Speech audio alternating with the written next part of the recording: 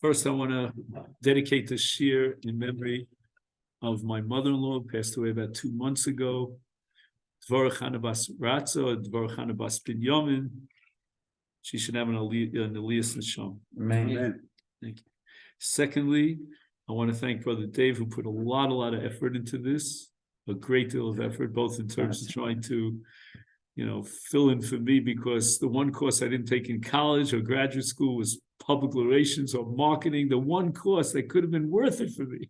I can't tell you how many courses I took in college and graduate school, but that one course I didn't take. So that's what I'm trying to do here in Efrat. As Yehuda was saying before, what would the Rav say about, sushi and Torah and sushi?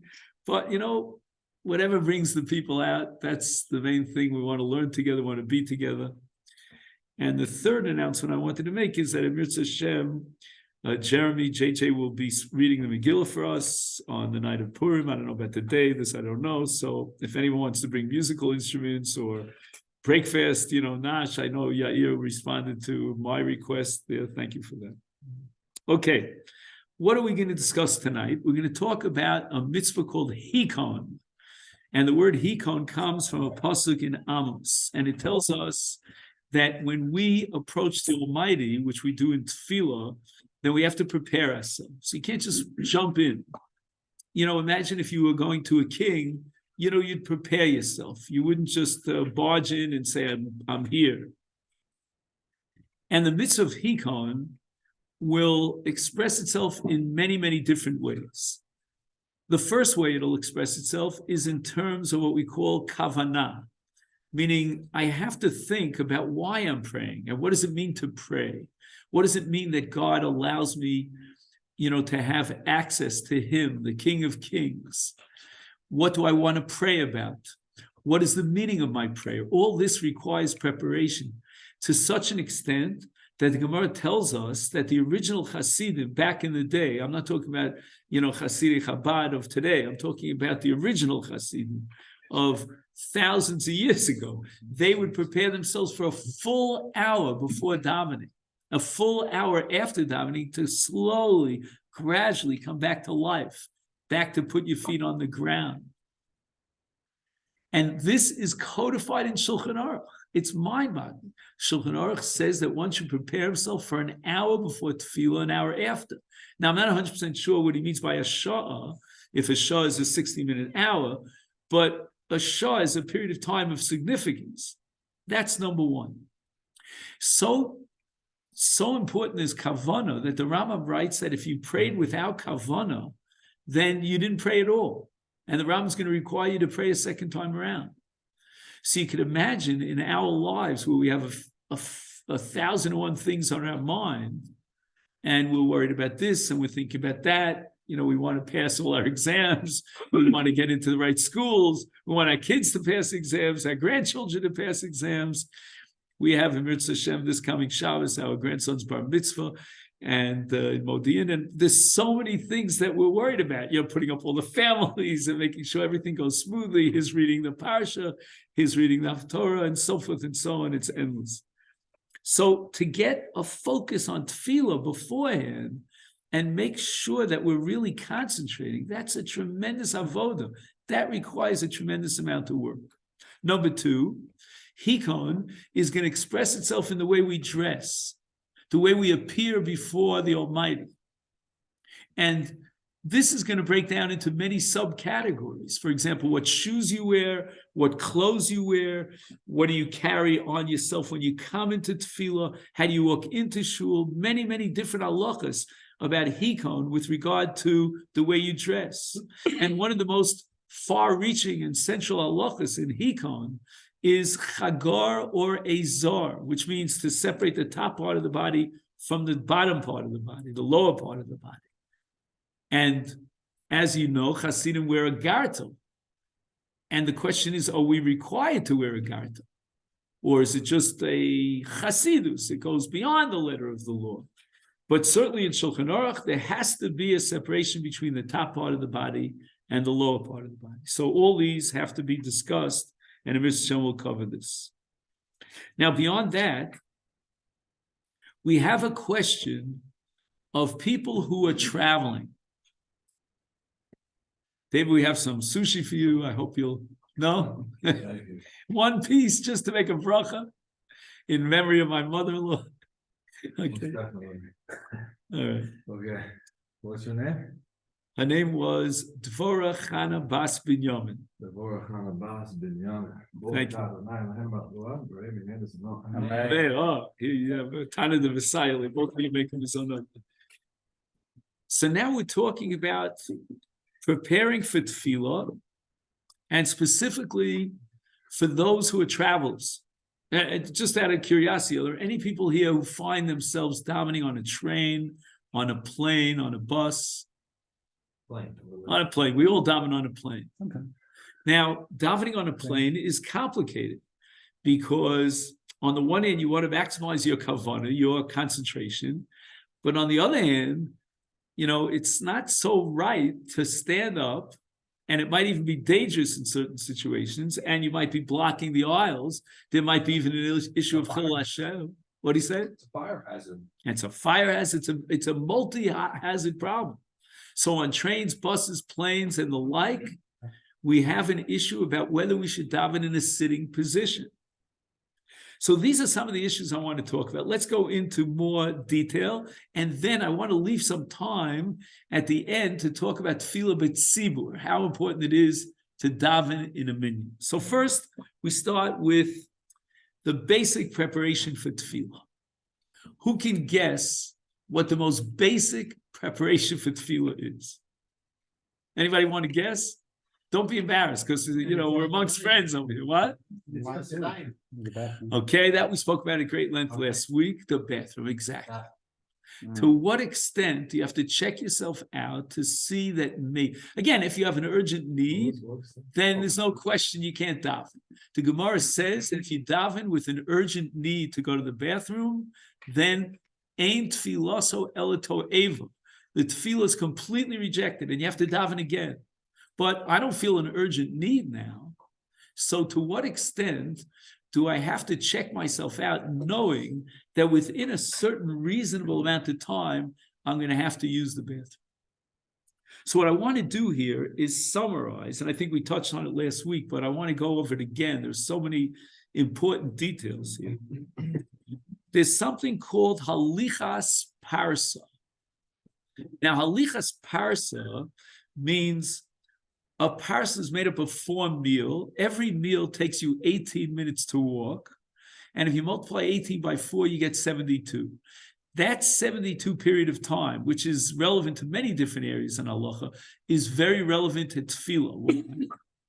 Because you have to check yourself out. And again, this is something that not everyone realizes. And guarantee that you will not have to use the bathroom within the next 72 hours. And if you have to use the bathroom within the 72 hours, if you know your body well, 17 minutes, sorry, then you can see I'm nervous, right? Because of all the sushi, right? No, but seriously, if within the next 72 minutes, that's kedei hiluch parsa, you're going to have to use the bathroom, then you don't daven. And we're going to have a discussion now. What happens if you went ahead and you davened, and you shouldn't have, but there was no urgent need immediately, but you'd have to go within the 72 minutes. And that same question would apply to learning Torah. It would apply to reading Kriyat Shema, to reciting brachos. All these come under the issue of tzarech livdog es nekava. He has to check to see, when he's going to have to go. So what I want to do now is summarize 3 paragraphs that deal with this issue, because they're all very relevant. And again, this is a summary of pages and pages and pages of halachic literature. Paragraph number 1. If he knows that he can withstand sheyuchal lahamid atzmo lamala mishir zman shel halichas parsa, if he realizes that he can make it for the next 72 minutes, lo yispal tefillah shmona esrei, right? In other words, he knows that he's going to have to go. He feels it in his body. He can in Yiddish we say eishalten. He can hold himself up for 72 minutes. He should not daven. Could you imagine? He should not daven. A lot of people don't know this. However, in such a case, he doesn't have an urgent need. He's allowed to read Kriyat Shema. He's allowed to recite brachas. He's allowed to study Torah. And b'di'eved, his tefillah is accepted. Why? Because he doesn't have a need within 72 hours. He knows 72 minutes. Whenever I say hours, I mean minutes. Right? So if he knows that, let's say in an hour and 15 minutes, he's going to have to go, he shouldn't daven. But if he davened, then his tefillah is acceptable. He doesn't have to repeat shmonis. That's paragraph number 1. Paragraph number 2. If he realizes that he will have to use the bathroom within 72 minutes, then not only is he not permitted to daven, he's not permitted to recite Kriyat Shema, to recite brachos, to study Torah. It's amazing. It's amazing. How many of us... I'm sorry. How many of us can really take care of this? So again, I'm going to read it one more time. The second paragraph is Eino Yochel Lahamed Atzmo Shir Zman Shalichas Parsa Also Lo Afilu Likros Kriyat Shema. All right, so what's the case now? There's no urgent need, but yet within the next 72 minutes, he's going to have to use the bathroom. Then he should not even read Kriyat Shema or recite brachos. And even if the time for Kriyat Shema will pass, it doesn't matter. He should not recite Kriyat Shema. However, if he already started Kriyat Shema, or even if he started Shmona Esrei, but he doesn't have an urgent need, he's going to have to use the bathroom within 72 minutes, then B'di'evid will let him get away with it. Now we get to the third paragraph. Im kodem shehischil tfilas Shmona Esrei, lo hoyet tzorch l'nekovov, ube'emtza tfilah. In the middle of his Shmona Esrei, he realizes, hey, I got to go. Then he realized that he's going to definitely have to go within the next 72 minutes. Lo yafsik tefillah shmona esrei b'emtza. He should not stop his shmona esrei in the middle, but rather he should continue and finish it. So again, let's go over this. If he checks himself out and he knows he's going to have to use the bathroom after 72 minutes, he should not daven. But if he did daven, it's okay. He's allowed to recite Kriyat Shema. If he realizes that he's not going to last for a full parsa, a full 72 minutes, he's not even allowed to read Kriyat Shema. And if he starts his Shmona Esrei, he's going to have to stop. But if, on the other hand, before he starts Shmona Esrei, he didn't need to use the bathroom, he felt that he was clean, so to speak, then if in the middle of Shmona Esrei he feels an urgent need to go to the bathroom, he should finish his Shmona Esrei and not stop. Okay, then? Now, we go on to number 2. What attitude mentally should a person have when he starts davening? Ein omdin lispalel ela mitoch koved rosh. In other words, it's nice to be joking and having a good time, a lot of Simchas Purim. It's great, but not to start davening. He should start davening with 2 mental states. One is called koved rosh, which is an attitude of seriousness. He's going into the King of Kings. And number 2, with an attitude of simcha. What a wonderful, incredible, infinite opportunity that I have to stand in front of the Almighty. And the Mishnah asks, how do we get to that state of simcha? How do we get to that state of koved rosh? And the Mishnah tells us in Brachas Daf Lamed that the original Hasidim, even before the Baal Shem Tov, used to wait an entire hour preparing themselves to get themselves into a mood of koved rosh, into a mood of simcha before they daven. And how do we get into this combination of koved rosh and simcha? It sounds like they're mutually exclusive. And the Gemara quotes a pasuk, Gilu Hashem bira'ada. On the one hand, we have Gila, and on the other hand, Ra'ada. Those seem to be contradictory. Gila means joy, the highest level of joy, of simcha. And yet, Ra'ada means trembling. And yet, the pasuk says, David HaMelech tells us, we can do both at the same time.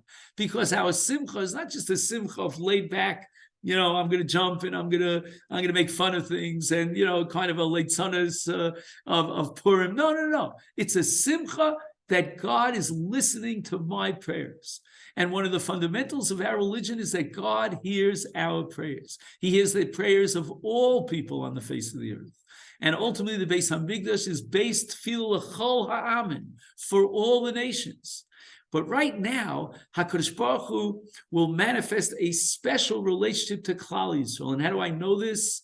Because the pasuk in Vaskanan says, "Umi goy gadol, asher lo elokim krovim elav bechol karenu elav." We are the great nation. What defines us as a great nation? And the pasuk answers this question in Parshas Vaskanan, because God hearkens to our prayers whenever we cry out. So therefore, the Mishnah Berurah says that a person, when he gets up to daven, he should make sure that his mind is clear and free of all those tirdos, of all those pressures that bring us in life. This is a great avoda, tremendous challenge to reach that level of concentration. And the Shulchan Aruch actually brings this down la halacha. The Shulchan Aruch writes in Orach Chaim Tzadik Gimel, Yishesh shah achas kodem shispalel. I thought this Gemara is telling us something about the Hasidim Rishonim. All right, I'm not on the level of the Hasidim Rishonim. No, Shulchan Aruch is addressing everyone. And he says he should wait a full hour before he gets up to daven. Kedei sheyechaven libo l'makom. He should have the right concentration. V'lo yamod lispalel, says the Shulchan Aruch, el bi'ema ubachna, with fear and subjugating himself to God. And that expresses itself in 4 times that we bow during the course of Shmoneh Esrei. Not only that, he says, we shouldn't even daven after a deep learning of a sugya in the Gemara. Imagine, wouldn't it be the best idea? You have an hour to prepare for tefillah, to plow through a sugya, try to understand it on the deepest of it. No, because that also is going to distract you and confuse you from your tefillah. Ela mitoch halacha psuka, you can take a halacha sefer that gives you the final word, a kitzur Shulchan Aruch, a Mishnah Berurah, and that's what you can do. And by the way, since I mentioned the Mishnah Berurah, I must tell you about my art teacher in high school. Did I ever tell you about Mr. Getter? I never told you. We had gym, and then from gym we went to art. And Mr. Getter was our art teacher. He didn't know anything about Yiddishkeit. He was Jewish by birth. And I have to tell you that if Mr. Getter was alive today, he'd be at least 150. But anyway, we used to come up from gym, and we were a little disheveled. So he would say to us, put those strings back into your pants. So one of our guys said, but the Mishnah Berurah says, I don't care what you do in Mr. Berurah's class. In my class, you put it back in. It's a true story. Anyway, so the Mishnah Berurah tells us about how we have to build up to that attitude in preparing ourselves for tefillah. What about levush, way we dress? And the Gemara tells us in Shabbos, Daf Yud, that Rava would wear special shoes for tefillah. Could you imagine? He had a special pair of shoes that are called puzmiki in Arabic. And what is this puzmiki? Rashi says that these were special shoes that he wore for tefillah. And he used to declare, Hikon, L'kras Hashem Elokecha. I have to prepare to reach and the level of prayer. Rava, Shadi Glime, Uparach Yode. He had a special cloak that he wore for tefillah.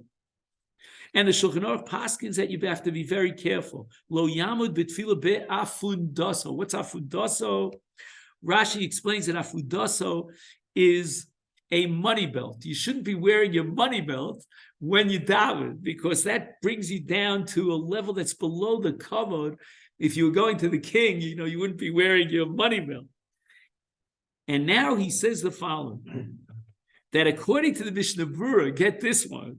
Okay, this is not politically correct in a frat, but he says, Bismanenu tzarech lahasim al rosho kova b'yesat tefillah. And this kova is on top of his yarmulke. He goes out of his way to tell you that the hat has to be on top of his yarmulke. And he says he shouldn't be wearing shorts, he shouldn't be wearing open socks, and all this stuff. Well, guess what? I don't know. I'm not going to say anything, because I'll get in deep trouble. But we should be wearing special clothes. Now the Mishnah Berurah says, you know what? This depends upon the climate. This depends upon, which part of the world you're in. How do you dress and appear in front of the king? So you know what they used to say about how do you know who's the chassan at an Israeli wedding? He's the guy with the clean t-shirt. Whatever it is, all those cynical jokes. But there is some seriousness to it because people dress down here in Israel. So would you be able to daven with shorts, with open, without any socks on, with sandals? So it's very interesting. Rav Ovadia Yosef writes that although here in Israel we can get away with it because, we don't have to dress up so much for Bibi or whoever it is, right?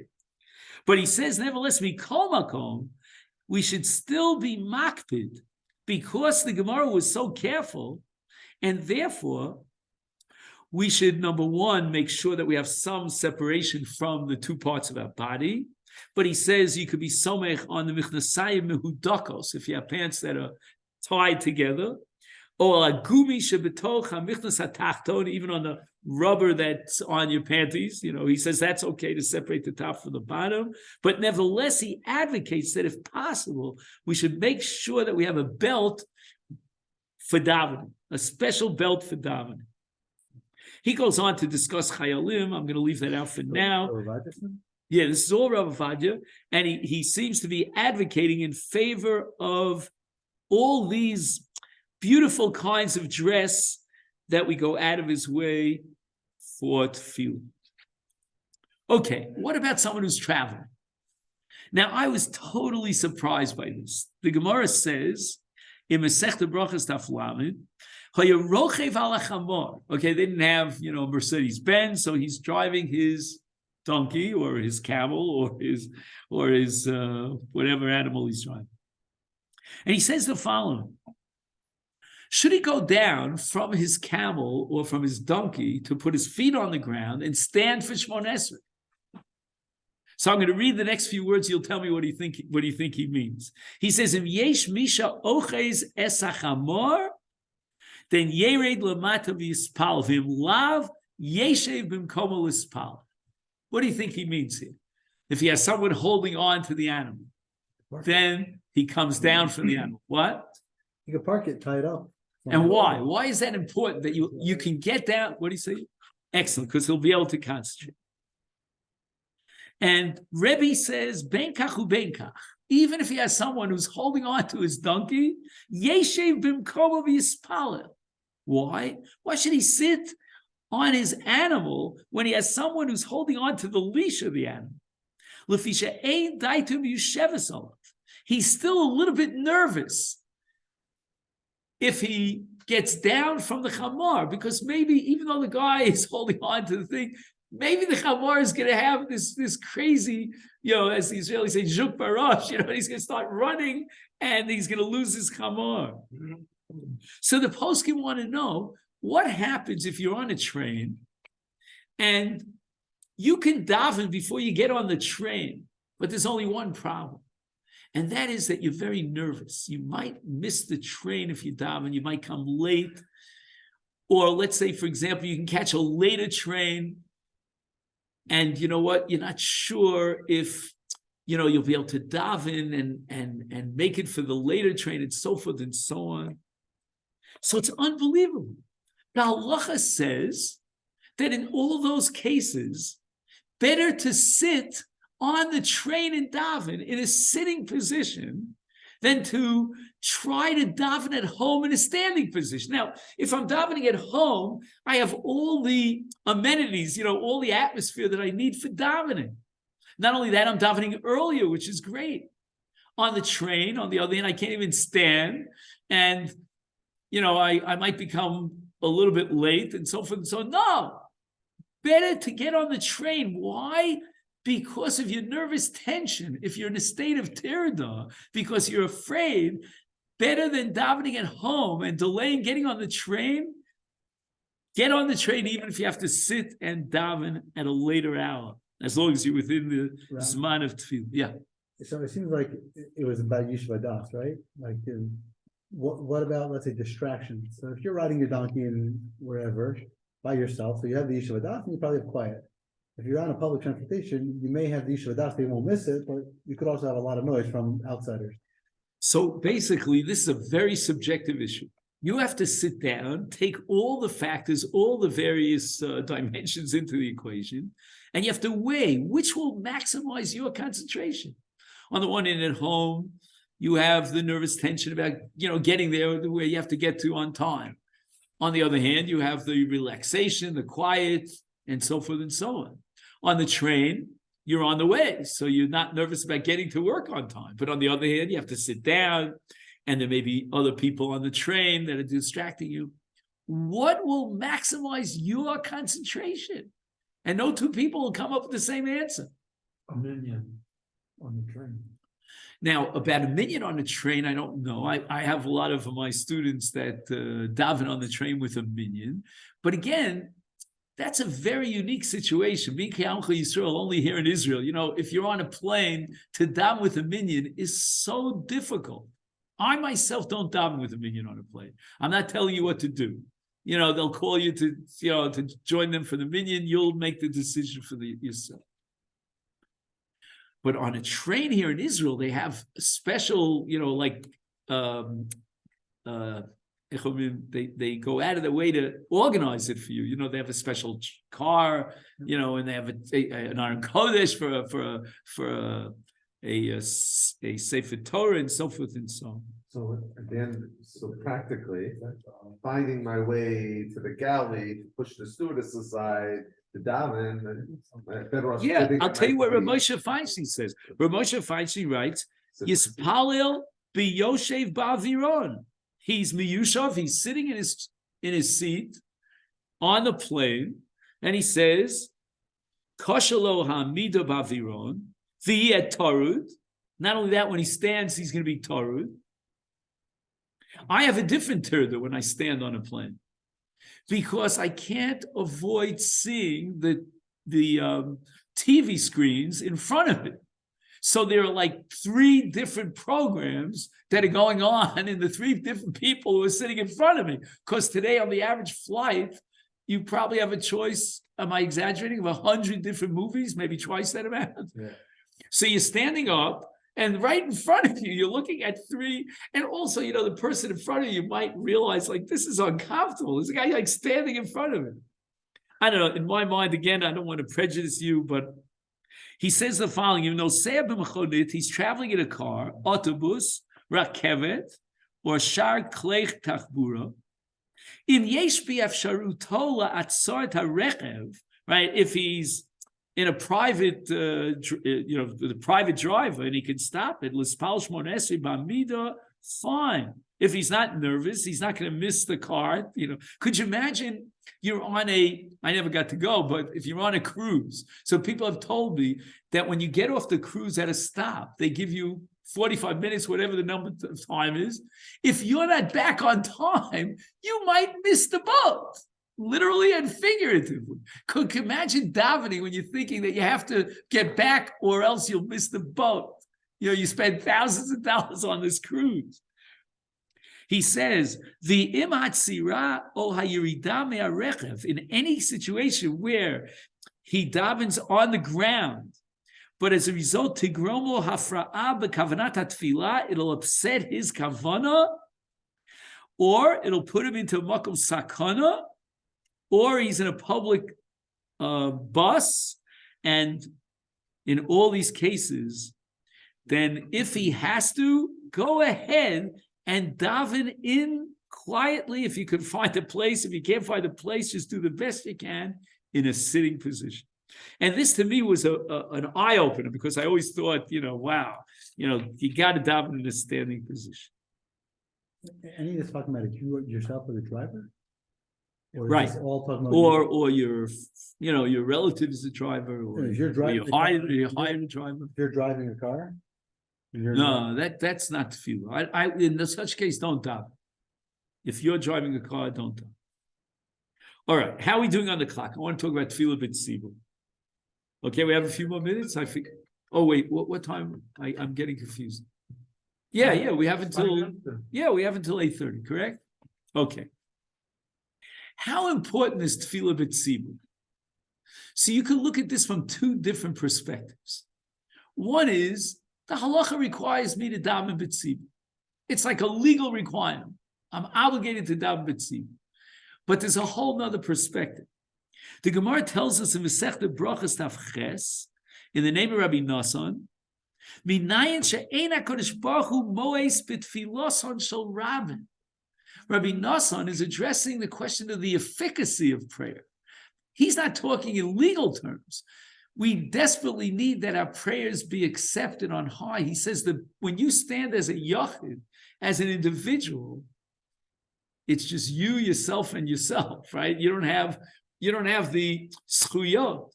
But he says if you join together with the tzibur, then we are promised, we are guaranteed, and this is a pasuk in Eov, hein kel kabir v'lo yim'as, padei b'shalom nafshi mikarov li b'ravim ani hayu imadi. When I get together with many people, in this case 10 people, then HaKadosh Baruch Hu tells me I'm going to accept the prayers.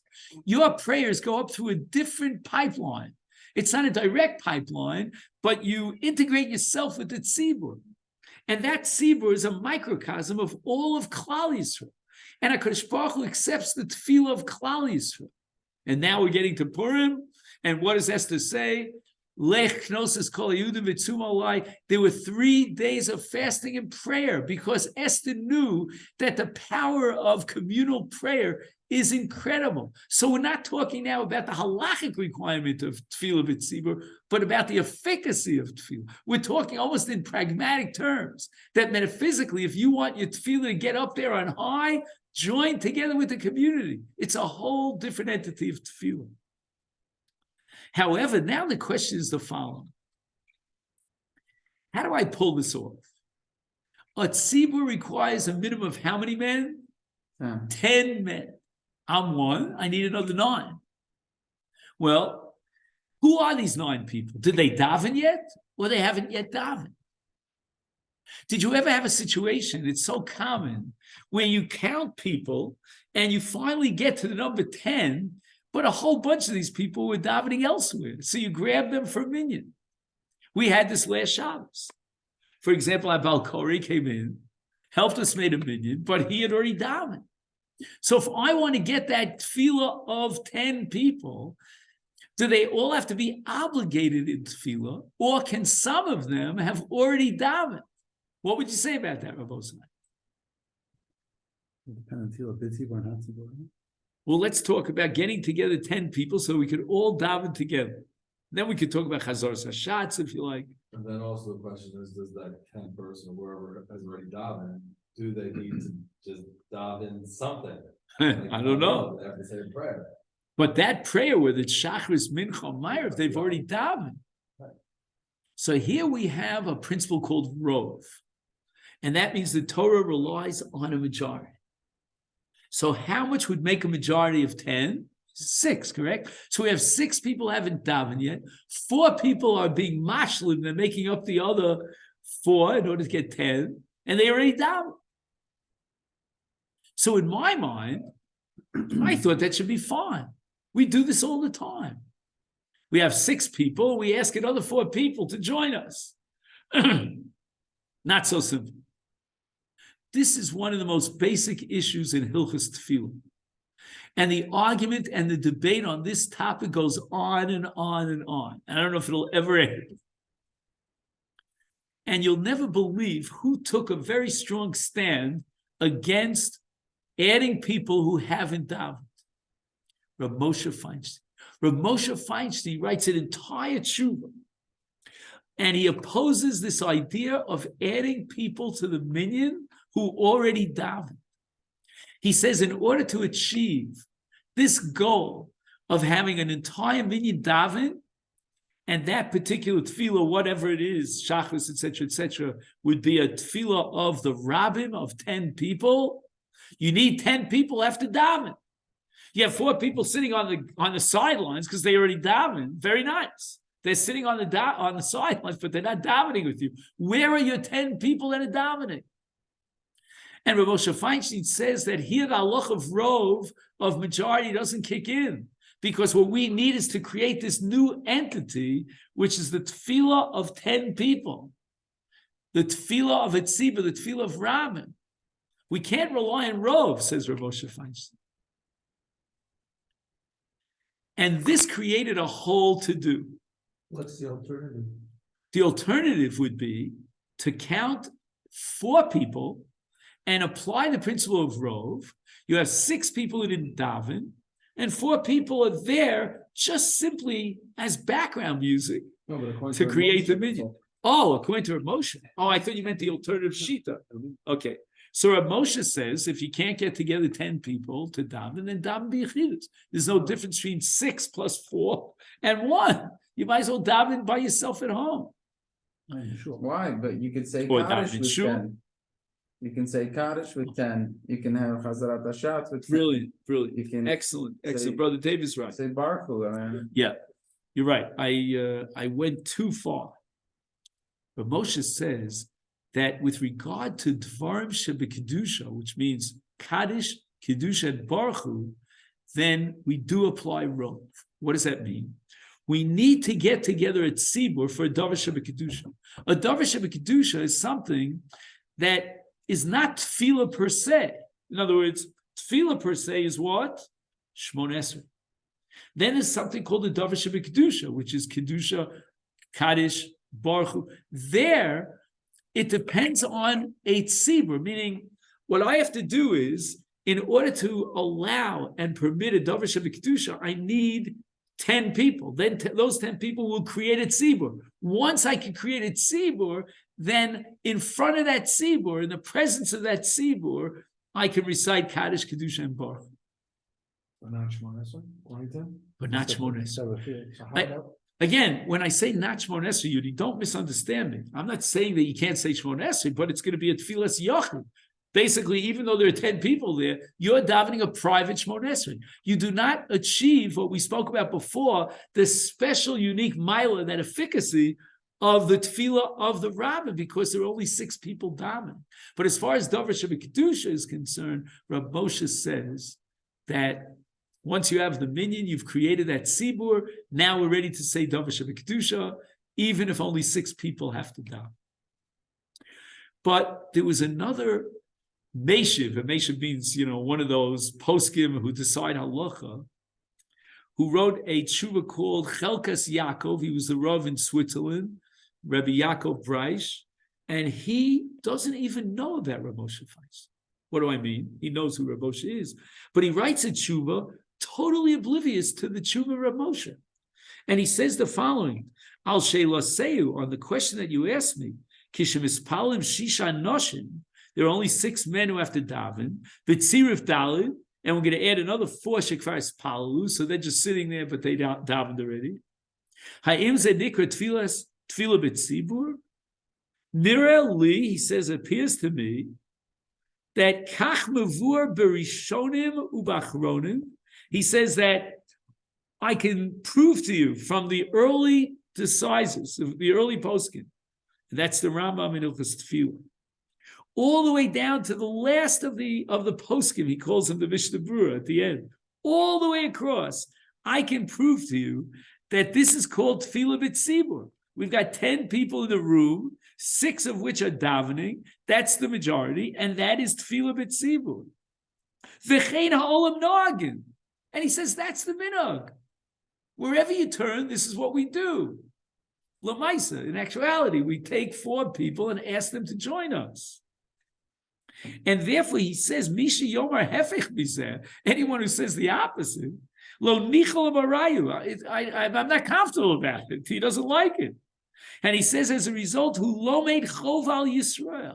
He's saying bad things about Klal Yisrael.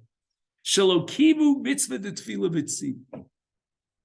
Without mentioning Rav Moshe, I have a feeling he knew very well the tshuva of Moshe, but for the honor of Rav Moshe, he didn't write.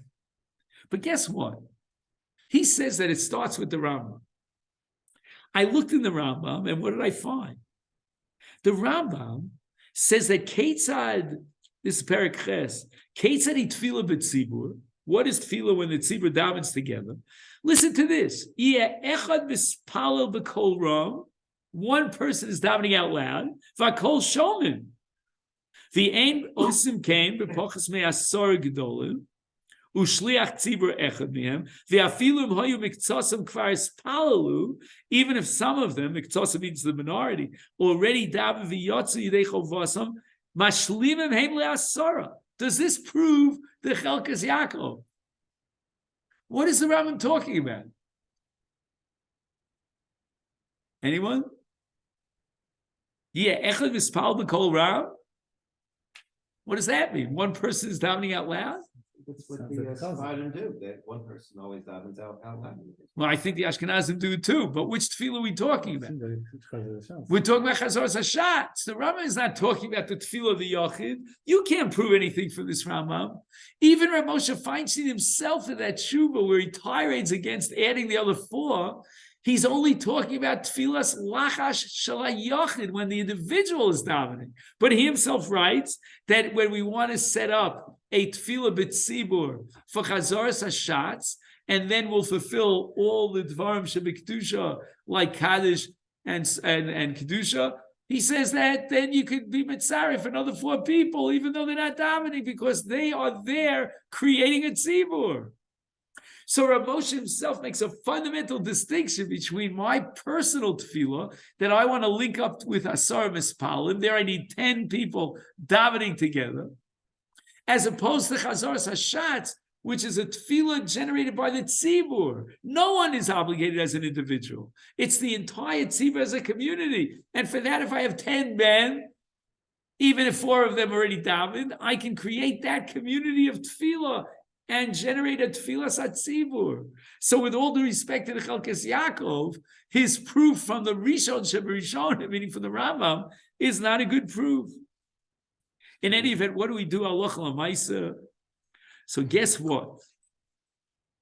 I have in front of me, as you know, and I've showed it to you many times, this sefer called Tzumei Rabban. The only thing is I don't have the small, chovrot, the pamphlets, because I couldn't get a hold of it. It's the 3rd volume, so I couldn't get. But here, he writes L'maisa. What do we do in practicality? He says, L'chatchila, if all things are ideal, Yesh lachshosh l'chitas Rav Moshe Feinstein u'lechakot la'asara shelo espallu. We should wait until 10 people come around. Everyone should please take some sushi. Is still left? There's tons left. Tons left. What's this stuff in the front over here? That's not sushi, is it? It's Oh yeah, that's also- also sushi. Wow. I'm telling you, I had to come from Arnof to Dagan and Efrat to get such fancy food. Anyway, he says, Lamaisa, we should wait to try to get 10 people to have a daven, and we should be choshesh for the Shita Rav Moshe Feinstein. However, he says that b'di'evet, if you can't get 10 people, or bizman shashad chuko, if we wait for another 4 people, everybody's going to go get lost. Then what should we do? Yesh l'stamech ala Hilchos Yaakov, we'll rely on the Hilchos Yaakov, and we'll add the 4 people. Tell you a little story. My apartment in Harnof is across the street from an institution, as I call it, called Imre Shefer. It's a minion factory. Have you ever heard of it? Anybody from Harnof? So I came from Ma'ariv once. This is a true story. At 12:45 a.m., we were 9 people. So we're waiting for a 10th, at 1:45 in the morning.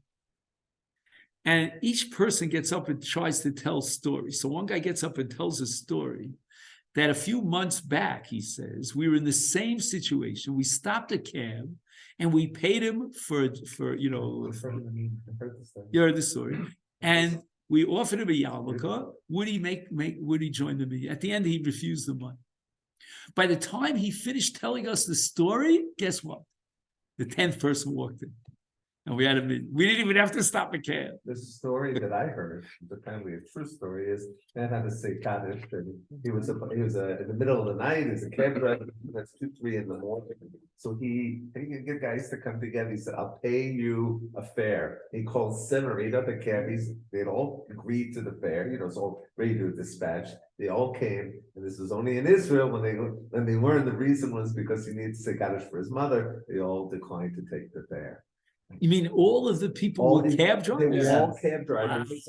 That's what he says. Yeah. That's pretty amazing. Miki Amcha Yisrael. Yeah. it's All right. fun. How many minutes do we have left? I don't want to go over time. 10 minutes. So here's the question. What happens if I come into shul, again, for most of us here, this would never happen, but I'm late, right? I can testify that here in Or Dagan, that would never happen, right? So here's the deal. If I were to get up and daven Shmon Esrei, then I'll never make it on time to catch up to the Shliach Tzibur for Kaddish, for Kedusha, and for Modim, for Shua Nacht. On the other hand, I can't just daven with the tzibur because I need in Shachris what's called Smichas Gula Tefillah. So I have to recite Kriyat Shema, finishing up with Gal Yisrael, and then start Shmon Esrei. But if I do that, I'll miss the boat. So what other option do I have? Anybody know? You hold off. Well, You slow down to get the Gal Yisrael basically as the Chazar Tashat starts. And then you go word. You start together with the Shliach Tzibur. And that's a combination, sort of, how do you say, in one makkah, how do you say, one fell swoop, you can accomplish 2 things. On the one end, you're going to daven your own private Shmona Esrei, but at the same time, that Shmona Esrei is the tefillah of the tzibur, because you're praying together with the Shliach Tzibur. And now the question arises, there are 2 options. One option is that I wait quietly until the Shliach Tzibur reaches Kedusha, and then I'll recite Kedusha. And when he finishes Kedusha, Hakel HaKadosh, then I'll get up and start my Shmonis. The other option is to start immediately with the Shliach Tzibur. So the Rambam and the Shulchan Aruch seem to indicate start together with the Shliach Tzibur. But the Ramah writes, no, you should not start with this Shliach Tzibur. And he doesn't tell you why, but he says better to wait until after Kedusha and then get up and daven. He himself admits that if you'll see that by waiting until after Kedusha, you're going to miss Modim, then maybe you should start together with the shots. But if all things are equal and everything is ideal, then you should wait till after Kedusha. Now, I have to tell you the following. As Ashkenazic Jews, we usually tend to accept the Ramah against the Machaber and against the Rambam before the Machaber. However, I have to tell you the following. When I was in Rabbi Soloveitchik's class for 5 years, we davened Mincha after the Shia 3 times a week. Tuesday, Wednesday, and Thursday. Those are the 3 days that he gave Shia. And we would daven Mincha after the Shia. And we did what's called a Heicha Kedusha. Everybody knows what a Heicha Kedusha is. It means that the Chazor Sashatz terminates after Hakel HaKadosh. And we would all get up together, 100 guys strong, and read Shmon Esrei together with the shots, word for word, from the beginning of Shmon Esrei. So here's a case in point where we paskin la'alocha like the Machaber and like the Rambam before the Machaber against the Ramah. So I'm going to submit to you the following. Again, this is only my humble opinion, that in this case we did not accept the Ramah. Why? Because your goal is to create a tefillah satzibur. You want to take your personal private tefillah and link it up with the tzibur. So you're going to start in the middle? It doesn't make sense. And I fail to understand, maybe by next week, well, next week I'll be a little bit intoxicated at this time, but anyway, by next week or the week after, I'll tell you an answer why the Ramah goes that way. I don't know. But I'm going to tell you, halacha l'maisa, that daven together and start with the Shliach Tzibur. But here's the kunz. Very often, a person davens, and that's a good thing, slowly compared to the Shliach Tzibur. But our goal is not only to recite Kedusha together with the Tzibur, but also Modim. And what's going to happen is, if we daven too slow after Kedusha, then the Shliach Tzibur is going to get up to Modim, and we're in the middle of Shmon Esrei. If we're in the middle of Shmon Esrei, you can't respond to Modim. So that's a real challenge. And again, you can only do one or two things, and maybe do both. You can ask the Shliach Tzibur to please daven a little slowly. I don't know if you can get away with it here. Number two, you could try to daven a little fast. That you could probably get away with. And the idea is to daven together with the Shliach Tzibur, and the two critical moments are Kedusha and Mod. Yiratzon may be His will, that we be zochet to tefillah b'kavana, that we prepare for Hashem hikon, that we understand that we have the amazing, unbelievable, infinitesimally yakar chavivus that we can stand in front of the Rebbeinu Shalom. But we have to prepare. We have to prepare our bodies, make sure we don't need this, and our clothing should be special. Even our belt should be special. And for sure, we should try to daven with the tzibur. Davening with the tzibur is not only halachically mandated, but even more than that, it creates the most effective tefillah that we can imagine. And if we do this in Ritz Hashem, Hashem should accept our tefillos. Should be an end to all these terrible things that are happening. 2 sets of 2 brothers that died. I mean, and others. I don't even have to go into it right now. But the 2 preparations for tefillah: COVID rush, Ra'ada, and at the same time, Gila and Simcha. And if we combine those 2 and integrate those 2, we are guaranteed, together with the tzibur of Klal Yisrael, and every tzibur is a microcosm of Klal Yisrael, Hashem will hearken to our prayers. And like at the time of Mordechai and Esther, He'll bring us to a state of a geula and a Yeshua. By Yom HaMahim, Bazman HaZeh King Yirtzeh. Thank you so much. Exactly.